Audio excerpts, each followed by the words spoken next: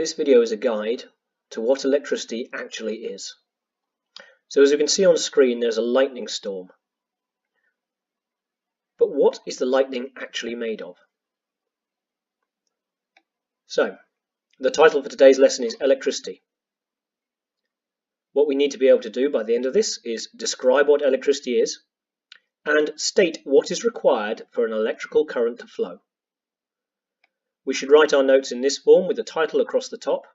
We'll then write in the left-hand side the questions in the margin, and on the right-hand side within our notes we'll include the answers to those questions. Finally, you'll write a summary of what you've learned in your own words. So objects are generally made of atoms. Atoms themselves are in fact made of smaller pieces.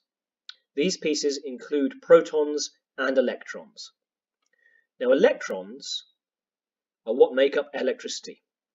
Electrons can pass from one atom to another. And when they do move from one atom to the next, this is called an electrical current. So that lightning storm was a huge number of electrons passing from one atom to the next. What we can see here in the diagram is a cross-section of a wire where we can see electrons travelling through the wire. We have a large number of electrons flowing slowly. This would be a large current because we've got a large number of electrons.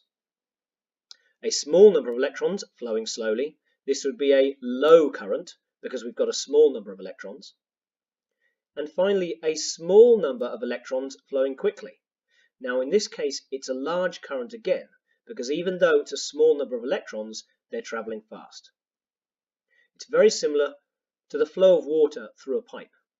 You can get a lot of water going through a pipe by either having a very wide pipe, allowing a lot of water to move slowly, or a very thin pipe, if the water is moving extremely fast, also has a large amount of water travelling through it. Potential difference. This is one of the things that we need to make sure electricity can pass from one object to another.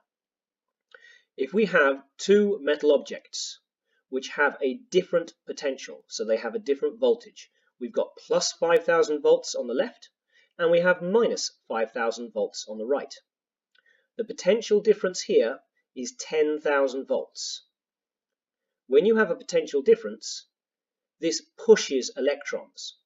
In this case, it's managing to push electrons from the right-hand side to the left-hand side. Potential difference is the push that is supplied to the electrons to allow them to move through a circuit. Next, we'll look at an electrical circuit and the electrons travelling through it. For that, we'll use a FET animation. Go on Google, type in FET, and you'll be able to find the animation we're about to use.